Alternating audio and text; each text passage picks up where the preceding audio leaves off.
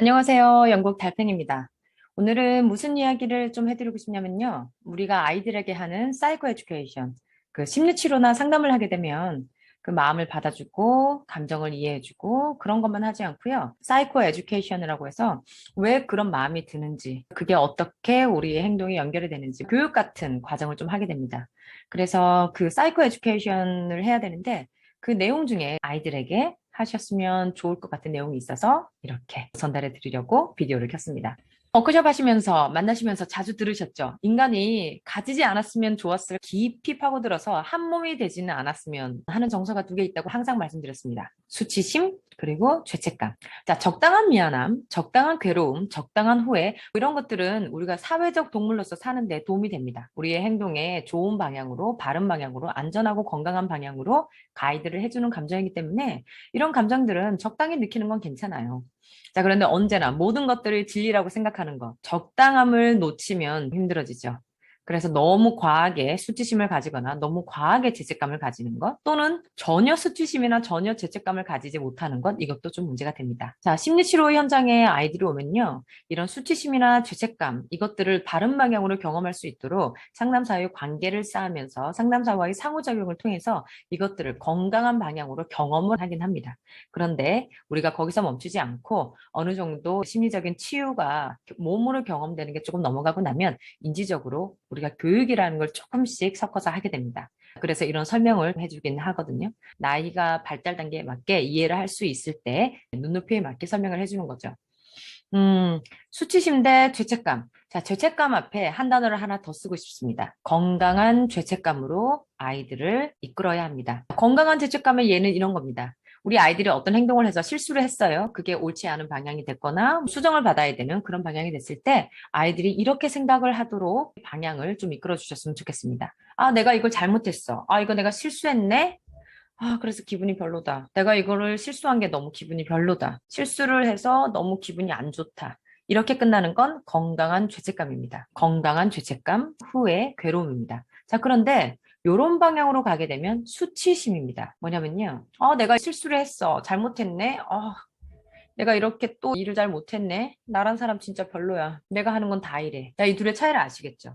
건강한 죄책감은 나의 행동에 나의 기분을 연결시킵니다. 그래서 이 행동을 했더니 내 기분이 어떻다라고 얘기를 해요. 그런데 이게 수치심으로 넘어가게 되면요. 나의 행동에 나 자신을 연결시켜요. 그래서 이 행동, 나쁜 행동을 한 이유는 내가 나쁘기 때문이야. 라고 연결하는 거죠. 자, 여러분들이 어디서 이렇게 설명을 들으셨을 거예요. 오은영 박사님이나 뭐 다른 심리 전문가들의 내용을 통해서 들으셨을 건데, 애착의 손상을 받은 아이들이 자주 하는 말이 있습니다. 뭐냐면요. 나는 별로야. 내 잘못이야. 난 뭘 해도 안 돼. 내가 나쁜 아이야. 나는 나쁜 아이야. 이렇게 나에게로 향해요. 어떤 평가와 판단이 나에게로 향해서 나로 끝납니다. 애착의 건강한 관계를 가진 아이들은요. 애착을 맺은 대상이 이 아이의 행동과 이 아이의 감정을 잘 연결시켜 줍니다. 네가 잘못했고 그렇지만 다시 하면 돼. 그거는 다시 배우면 되는 거다라고 얘기해 줘야 돼요.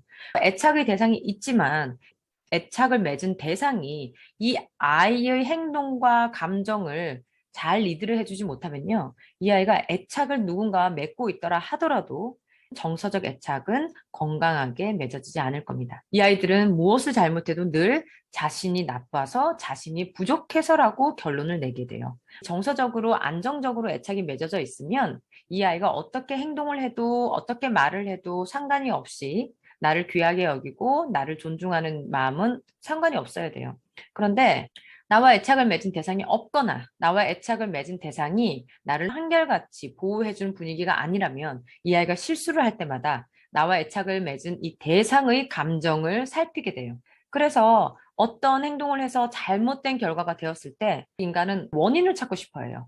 근데 이 아이들은 엄마 아빠를 너무 사랑하거든요. 그래서 제가 항상 말씀드리죠. 부모가 자식을 사랑하는 그 사랑의 크기만 계속 얘기가 되고 있는데 사춘기 이전의 아이들이 자기 부모에게 가지는 그 무조건적인 사랑은 비할 바가 못 될 수도 있다고요. 그래서 이 아이들은 자기가 사랑하는 엄마, 아빠를 탓할 수가 없습니다. 이 잘못된 결과에 대해서 원인을 찾고 그 원인으로 귀결시켜서 좀 탓을 하면서 마음을 편안하게 만들고 싶은 거예요. 그러니까 원인을 찾는데 그냥 자기 자신으로 돌려버리는 거죠. 내가 나빠서 이런 일이 생겼어. 내가 나빠서 우리 엄마가 나를 때린 거야. 내가 나빠서 우리 아빠가 소리를 질렀지. 내가 나빠서 엄마랑 아빠가 함께하지 않는 거야. 자, 이렇게 원인을 찾아서 오는 심리적인 안정감이 있습니다. 거기에서 끝나버리는 거예요. 그래서 애착의 손상을 맺은 아이들, 애착의 대상이 없거나 애착의 대상에게서 안정과 존중과 편안함을 가져보지 못한 아이들은 이걸 어디다가 쏟아야 되나 생각하면서 자기 자신에게 귀결시키기 쉽습니다. 내가 애착을 형성하지 못하는 것, 내가 사랑을 받지 못하는 것, 그리고 안전한 환경을 갖지 못하는 것은 나 때문이다. 나는 그런 환경을 받을 자격이 없기 때문이다. 이렇게 결론을 내버립니다. 자, 그래서 반드시 어린아이들을 대하는 모든 어른들은 이 수치심과 죄책감을 구별시켜 주시는 그런 가이드가 대화 속에서 항상 일어났으면 좋겠습니다. 수치심으로 귀결시킬 게 아니라 기분으로 귀결시키는 건강한 죄책감, 건강한 괴로움, 건강한 후회, 건강한 미안함, 이 정도로 맞췄으면 좋겠어요. 그래서 아이들을 대하실 때 아이들의 행동이 있으면 그 행동으로 인해서 너의 기분이 어떻다라고 결론을 내주시면 좋겠어요. 그래서 다음에 다른 행동으로 이끄셔야 할 때도 그 기분이 어떻기 때문에 다른 행동으로 바꿔보자. 그 기분이 별로 안 좋으니까 다른 행동을 시도해보자. 이렇게 문제를 해결할 수 있도록 도와주시기 바랍니다. 자, 그런데요. 이렇게 아이들을 잘 가이드하시려면 선행되어야 하는 것이 있죠. 방금 전에 말씀드렸다시피 우리의 말과 행동과 관점이 아이에게 전달이 되는 겁니다. 그래서 아이들을 바라보는 어른들, 우리 자신의 관점이 중요합니다. 우리는 수치심과 죄책감을 분별할 수 있는가? 한번 생각해 보자고요. 아이들이 좀 잘못된 행동, 실수를 했을 때 우리가 그 아이를 그 행동과 연결시키면서 보고 있는 건 아닐까요? 예를 들어 아이가 숟가락질, 젓가락질을 해야 되는데 잘 못해요. 그랬을 때, 아, 너는 지금 숟가락질, 젓가락질이 어려운 때구나. 라고 얘기를 해야 되는데, 넌 이것도 못하니, 이 나이가 돼서. 라고 아이와 연결시키고 있는 건 아닌지. 그리고 아이가 장난감을 막 사고 싶어가지고 슈퍼마켓에서도 울고 있는데, 울고 막 안 가겠다고 떼쓰고 이러고 있을 때, 아, 이 아이가 장난감을 너무 갖고 싶은 그 마음 때문에. 그래서 이 아이가 발을 동동 구르고 우는구나. 아이의 행동과 감정.